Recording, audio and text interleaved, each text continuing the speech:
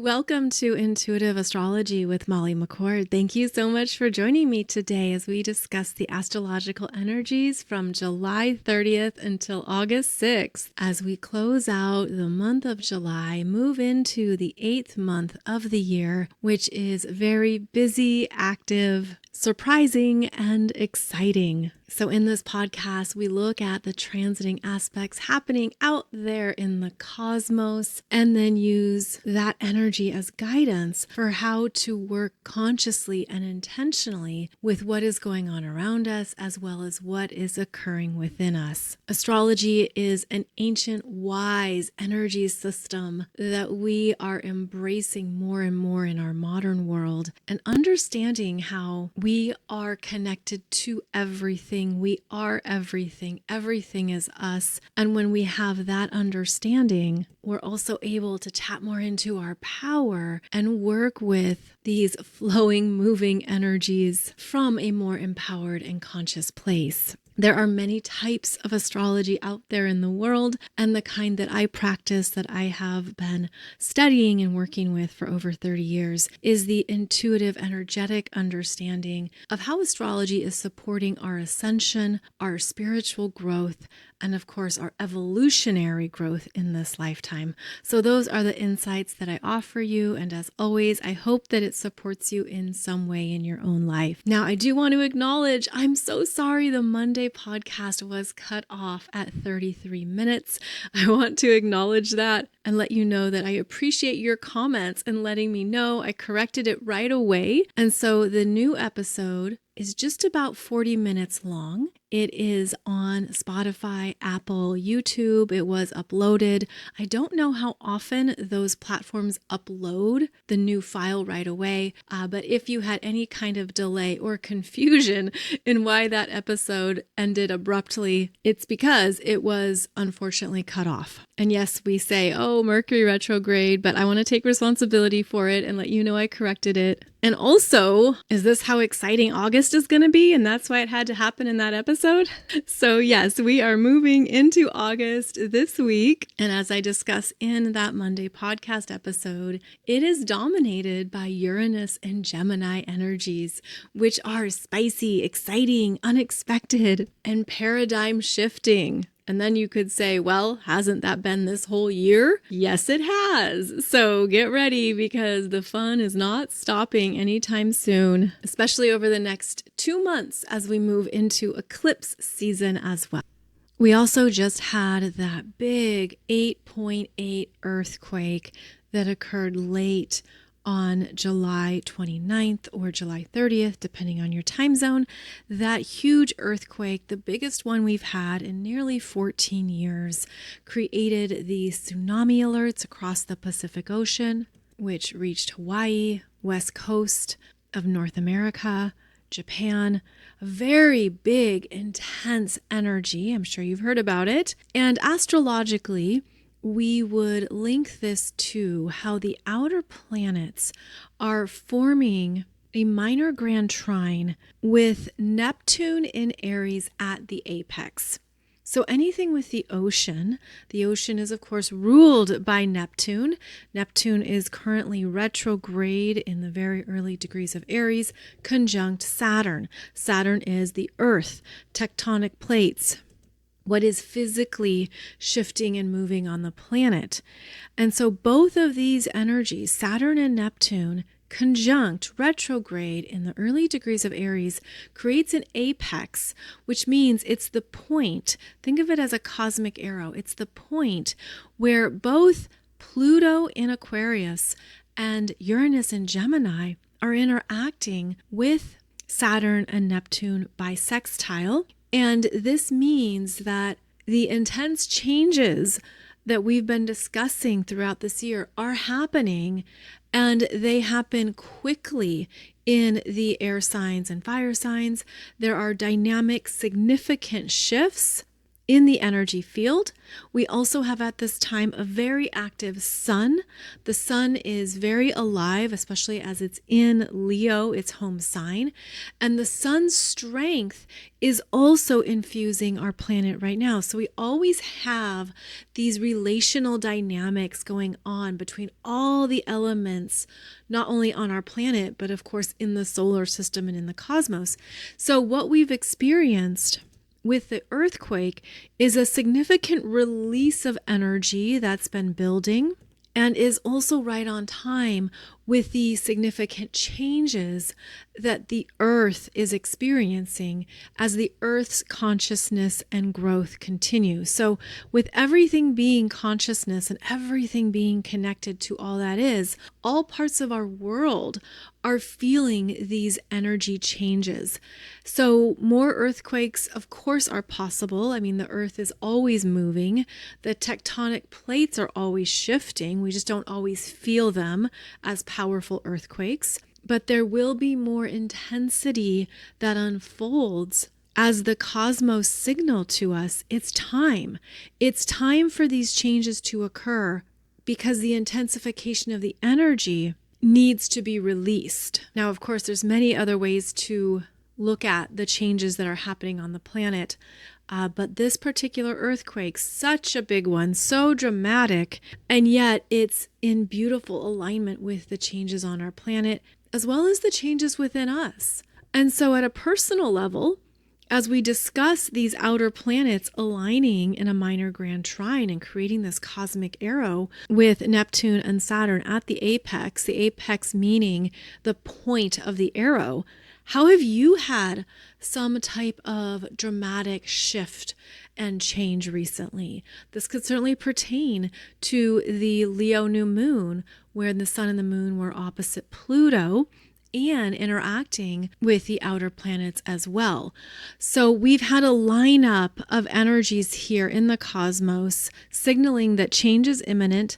We are drastically changing, and the earth is also evolving and changing as well. So we'll touch on more about the dynamics of that minor grand trine as we move into August. But we won't get too ahead of ourselves in today's show. Instead, we're going to reel it back in here and begin discussing the astrological energies on July 30th. Now, as we close out July, it's important to note that we have 4 planets retrograde in fire signs, plus Pluto retrograde in Aquarius. So 5 planets are retrograde, and I am including Chiron stationing retrograde in Aries, which happens on July 30th. So 3 planets are in Aries retrograde, plus Mercury retrograde in Leo. And when we have a focus on an element, the universe is bringing our attention to how we use this element. And with the retrograde, it's how we use it internally. And so it could feel like you're tending to an internal bonfire, that you are learning to work with your own motivation, desires, growth, and desire for action internally. How do I harness this, temper it, regulate it, so that I don't set myself ablaze with all of this internal fire, but rather I use it for my own internal growth and to perhaps burn away anything that's been holding you back, allowing those fiery flames to purify and cleanse blockages, limitations, anything you've been doubting, questioning, anything that's prevented you from fully owning your own soul's fire. And this could be a time to check in on how that feels for you. Retrograde planets in fire signs can be some of the hardest to consciously work with, simply because the fire element wants to move and go forward. It feels more impatient. It has a sense of I'm missing something, or I don't want to miss something. And yet here the universe is saying your ability to hold and tend to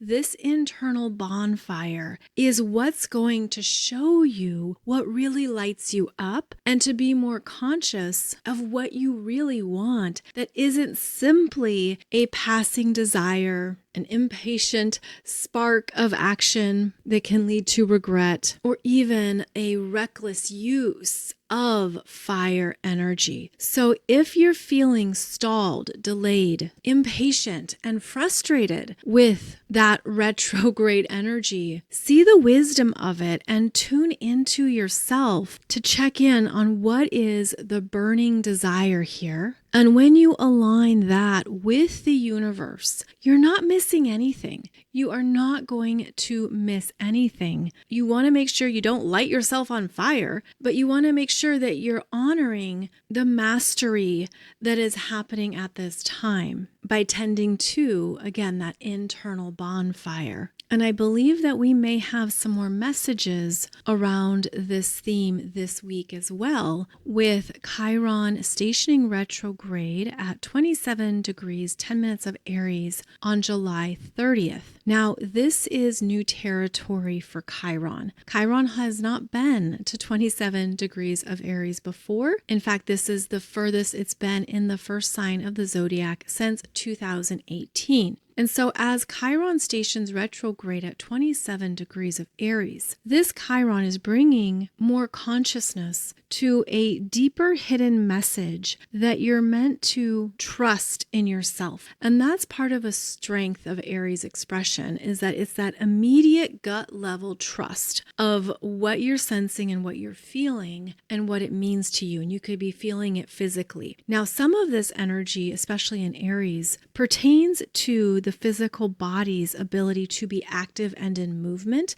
and Aries relates to blood flow. So I'm getting the visual of sometimes we can have maybe areas of the body that aren't getting enough blood flow, right? That needs more support, more help for blood flow to that region. And then you can have areas of the body that have too much blood flow and it's inflamed. There's too much heat, if you will. It's too fiery. So keep in mind that this could be a visual to work with if something is coming to your attention at 27 degrees of Aries in your chart, and Chiron is saying, let's tend to this. Let's look at this and find a medicine, a remedy that would support you in regulating and caring for whatever this might be for you. And I always sense Chiron as being that gentle, wise caretaker. Chiron was the first pharmacist, alchemist, astrologer, philosopher, medicine man, and shaman. Chiron has always been on the edge and the forefront of healing and what is possible in terms of various cures and approaches. Chiron also is connected to alternative pathways, so alternative medicines and anything outside of the typical status quo. So this is a time to check in on, again, any big messages that are arising for you around Chiron in Aries, stationing retrograde at 27 degrees in your chart. It's that house. That house placement is key because there could be something that you're meant to see in yourself and be willing to approach it, as well as willing to ask for help. And that is one of the struggle points of Chiron in Aries, where Aries is used to being very independent, pioneering. I'll figure it out on my own. But Chiron comes in and says, but it's okay to need support and assistance. In fact, when you do so, you invite in other people's guidance and expertise, which will benefit you, especially in the long run. So this could be a time to look at, where do you need assistance or help for anything that's coming up for you?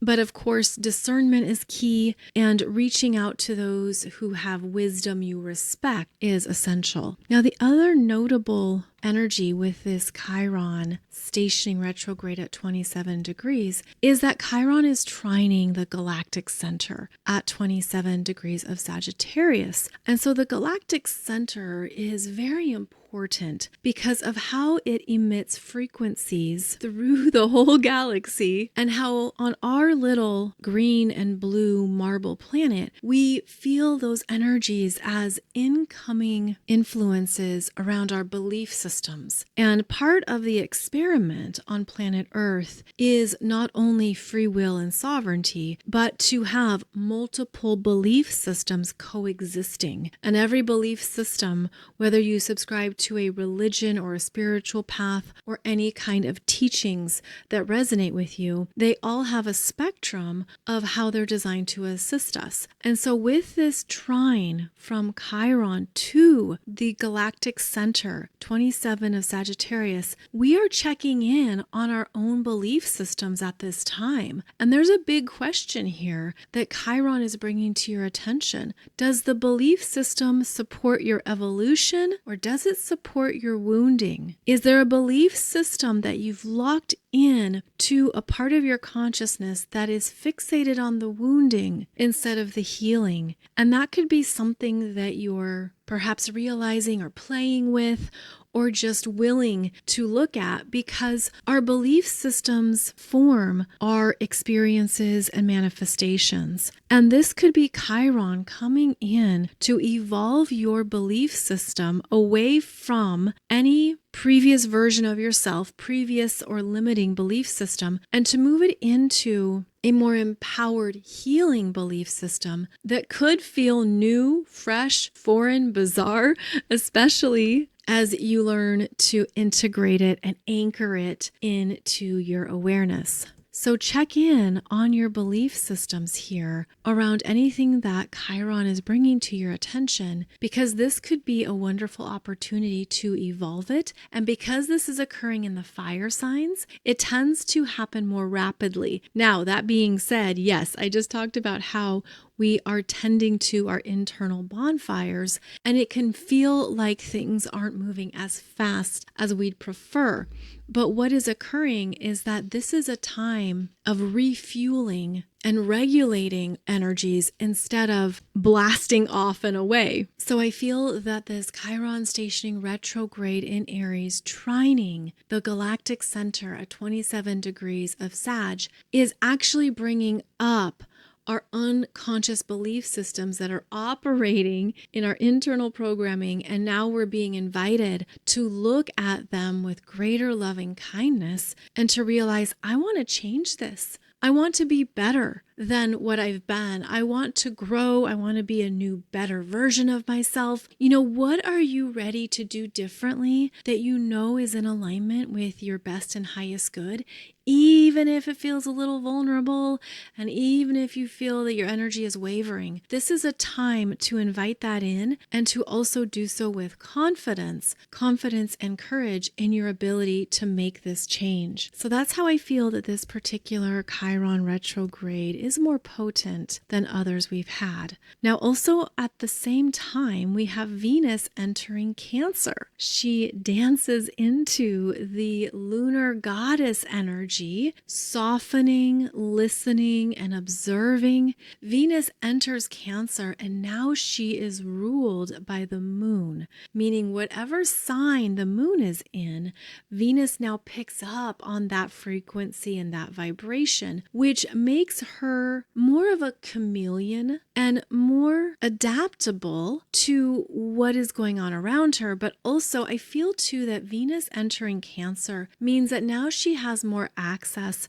to all of her emotional wisdom, and that she's able to sample and learn from the full spectrum of emotions that she's going to move through from July 30th until August 25th, when she enters into Leo. So this is a Venus that is softer and more subtle. She is certainly more intuitive and desires the time and space to be in her own energy and to selectively choose where she goes and which environments that she's in. Venus in Cancer tends to seek out her loved ones, her trusted friends, those she's known for a while and who know her. She can find safety in those long-term friendships and connections, as well as feel like it's easier to simply be herself. Venus in Cancer also has the ability to pick up on these subtle influences and unspoken energies in a space. And that's part of how her intuitive awareness comes alive, is that she's able to sense, who's having a bad day or who is not being as upfront or straightforward. She picks up on those little nuances that leave an impression on her and on her energy. Venus in Cancer is not only caring and giving, but she is also an empath. She wants to help people and support people.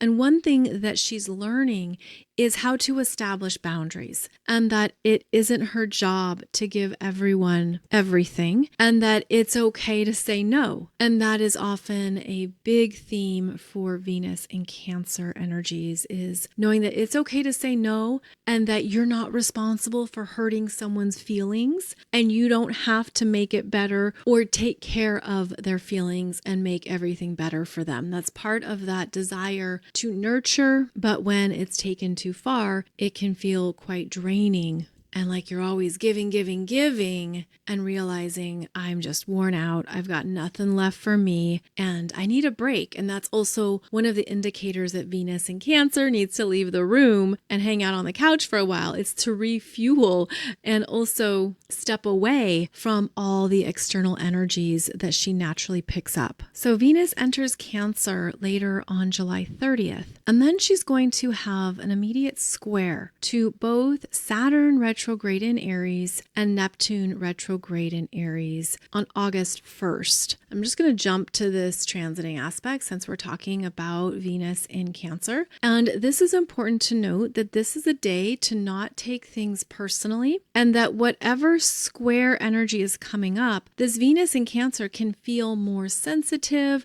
more emotional, even more defensive, especially when she's up against these two energies in Aries that are going to be more commanding and stronger. So this could be an experience of someone's strength and what they want overrides what you're silently wishing for or what you would desire. It could be a not good feeling day. That's August 1st. It could be like your sensitive or your feminine energy is not honored. It's not respected. It could feel like you don't even want to be around people on August 1st. So I feel that this can be a passing discomfort and an opportunity to detach and not take things too personally as the weekend begins. And this again is happening at 1 degree, nearly 2 degrees of Cancer, 1 degree, nearly 2 degrees of Aries. And this square is where Venus in Cancer feels overruled by the two planets in Aries. Not great for relationships or feeling understood. It could feel like things are more one-sided. There's a lack of objectivity,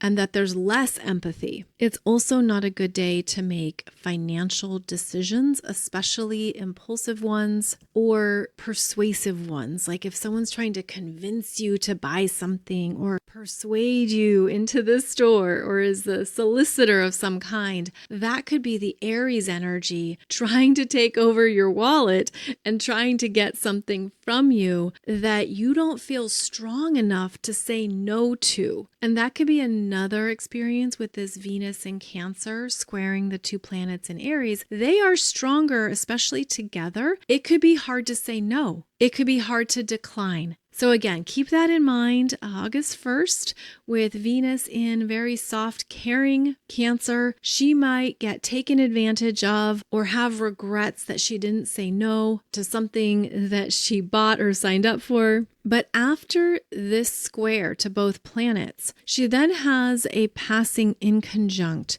to Pluto retrograde in Aquarius at 2 degrees. And that inconjunct is where there is tension and discord because there's very different viewpoints in play. And that Venus in Cancer wants to be empathetic, caring. She tunes into the emotional frequency, and Pluto in Aquarius could care less. Pluto's focused on where we're going, what we need to do to get there, what needs to come apart or be destroyed in order for evolution to happen. And this Pluto in Aquarius is connecting to the intellectual frequency. So see how that inconjunct happens? It's almost like if you wanted to express something from the heart, Pluto in Aquarius does not get it, is not going to hear it, is not going to relate, is not going to understand. So again, this is not good relational energy here because Venus in Cancer is coming from the heart, but it doesn't land. It's like she's not connecting with the right people. So do keep that in mind. August 1st, August 2nd, it's better to stay home, stay where it's comfortable, and just approach those matters later, just when things aren't as tense or won't feel as personal. Now, that being said, Venus is traveling behind Jupiter now and is coming up behind Jupiter and will have an exact conjunction to Jupiter in Cancer at 14 degrees on August 11th. And so that is going to certainly be a feel-good, happy energy. And that's when she'll definitely feel supported. So I wanted to get all of that in there since that information's all connected, where Venus enters Cancer July 30th and then has those 2 rough days, August 1st and August 2nd. And after that, it starts to smooth out and ease up for her. Now, on the very last day of July, July 30th, Mercury retrograde makes a conjunction to the Sun in Leo at 8 degrees. And this occurs during every Mercury retrograde, where Mercury travels back to the Sun and has a message, has something important to give to the Sun, to offer the Sun, that is either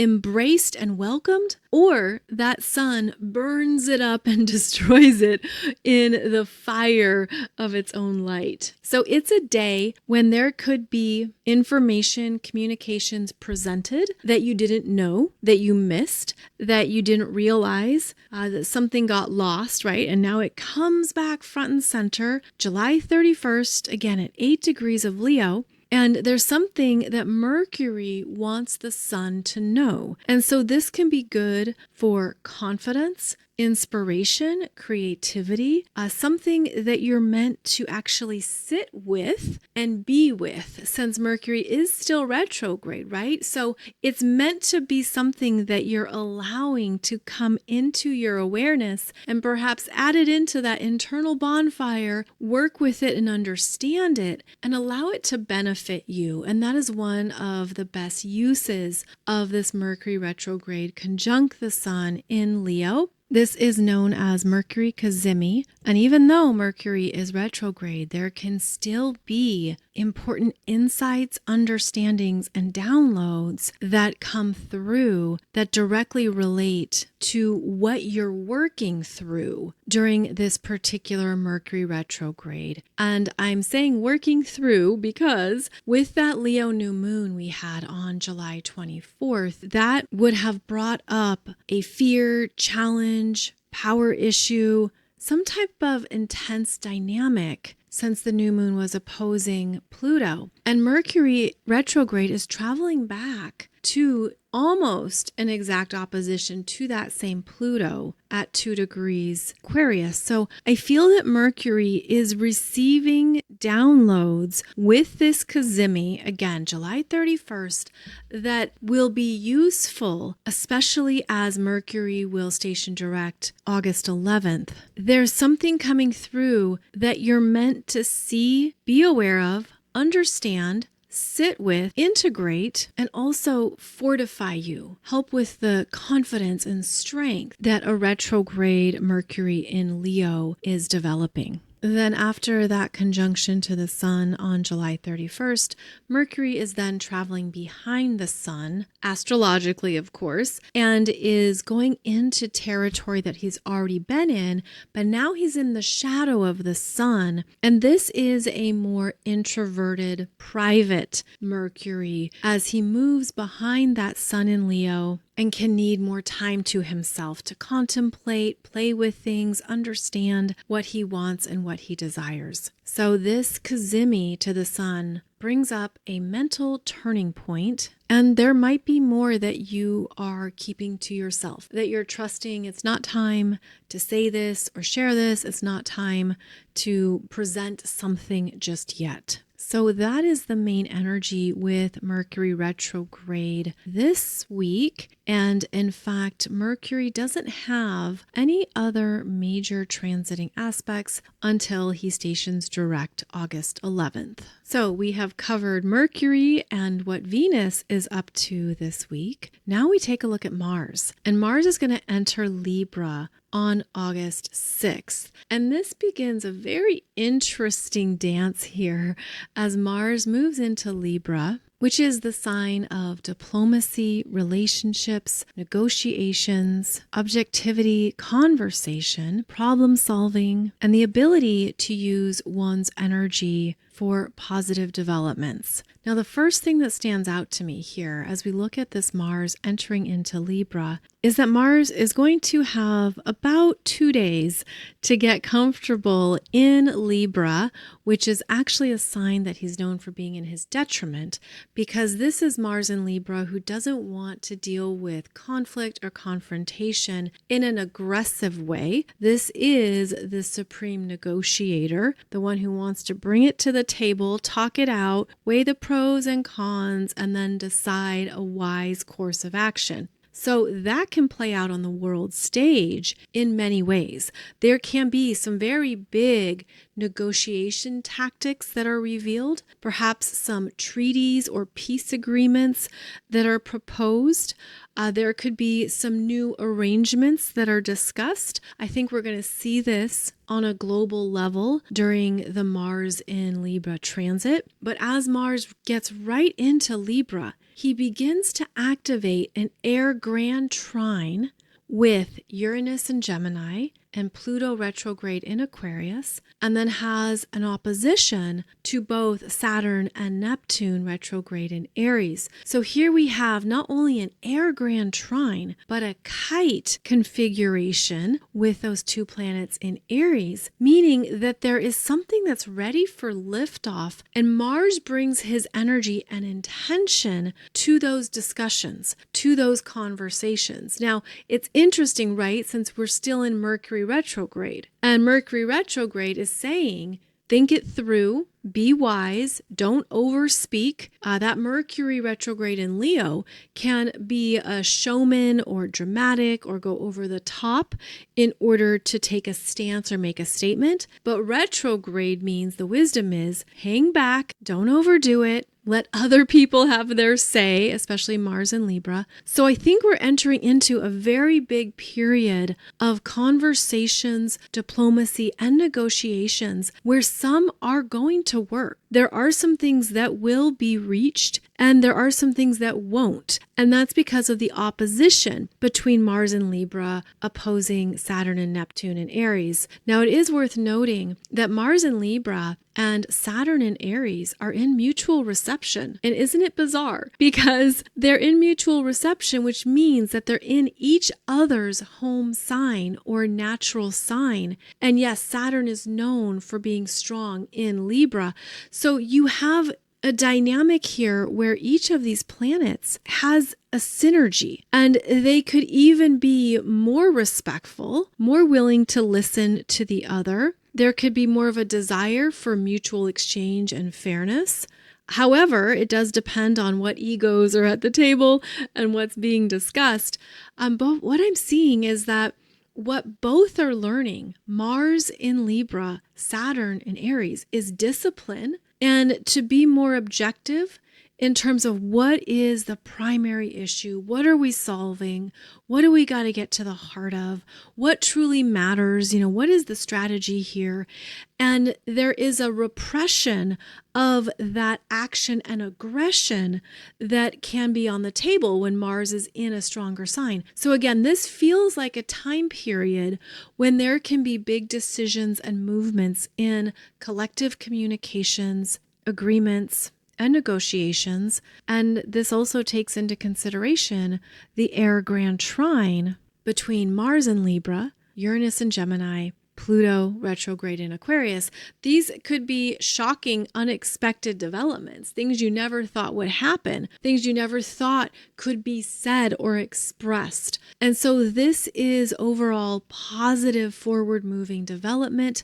This is where there can be breakthroughs, progressive developments. This can also be revolutionary new standards that are established.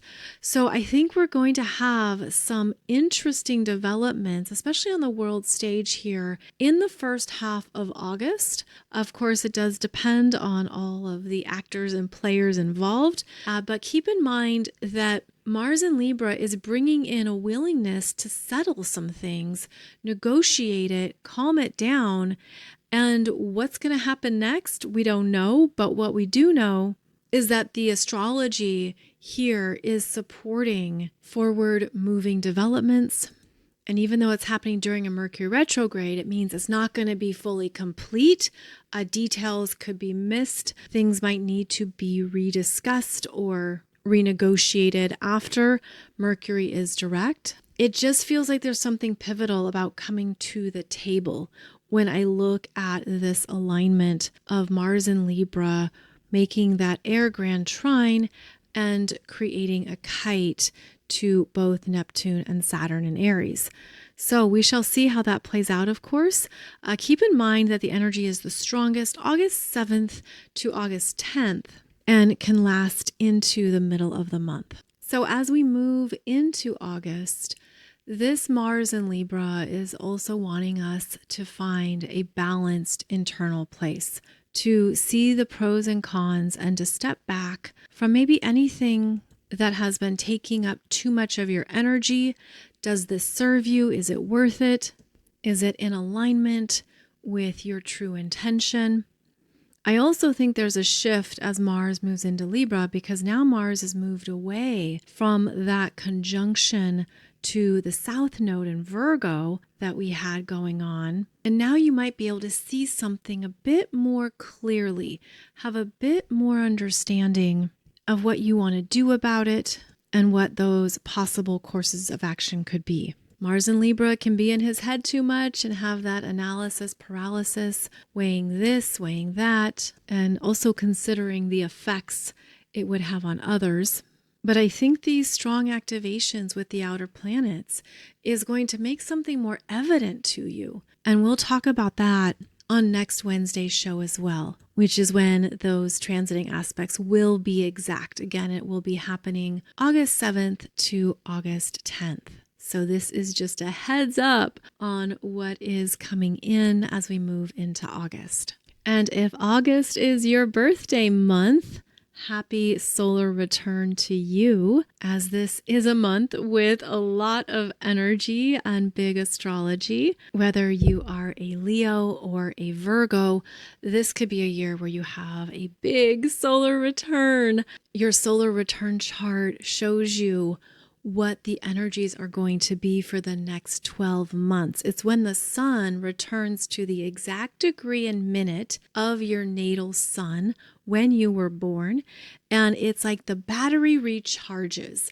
It's that full 100% back at it, ready to go in the new cycle. And it's a great way to understand the themes of the year ahead, especially because in your solar return chart, the moon can be in any of the 12 astrology signs. And of course, then you would look at, where is Venus? Where's Mars? Do you have a Mercury retrograde in your solar return? And if you do, it means that this is a year for you to get caught up on things in your life. It's not the best year to initiate or launch. Rather, it's a year to tend to things that need your attention and your care. You might find this is a year when you're doing a lot of things that have been on the back burner. So all of this is helpful in understanding the themes of the year ahead for you, and to notice where, for example, your solar return sun is by house placement, because it could be in any of the 12 houses. And this also makes for fascinating insights, because you're going to say, this is where I'm supposed to focus my energy this year. If your sun is in Leo in the 6th house this year, that brings your attention to 6th house matters, which is very different than if your sun in Leo is in the 10th house or the 4th house. So this is just an easy way to see what the universe has in store for you, but for you to understand it for yourself. And so if you know how to read or interpret your own astrology chart, then you can do this no problem. In order to interpret a solar return chart, you need to understand the 4 basics of astrology: astrology signs, astrology planets, astrology houses, and the major aspects. Because every solar return chart is interpreting basically a new birth chart, only it's just for the next 12 months. It's only good for 12 months and then it expires. So just a heads up that this could be something that you're ready for. Those of you who already have my How to Read Your Solar Return program, make sure to sign back in and check out what you've got going on this year in your own solar return. I like to offer that reminder because I designed this program so that you buy it once, but you just keep using it year after year, and it supports your own astrological knowledge and interpretation skills. So do check that out. And if you are interested in checking it out, it is on sale for 50% off with coupon code BIRTHDAY, so that you can maybe gift it to yourself and see what's going to be happening for you in this solar return cycle. The other thing I want to mention about the solar return cycle is that it's very common to have very low energy right before your birthday. Okay, so if you are Sun in Virgo, you might feel that Leo season is a little bit more draining or tiring for you because you're preparing to recharge when the sun goes into Virgo. One of my best friends is a Virgo, and so we talk about this kind of thing because for her, of course, she gets recharged during Virgo season, but right before Virgo season is Leo season.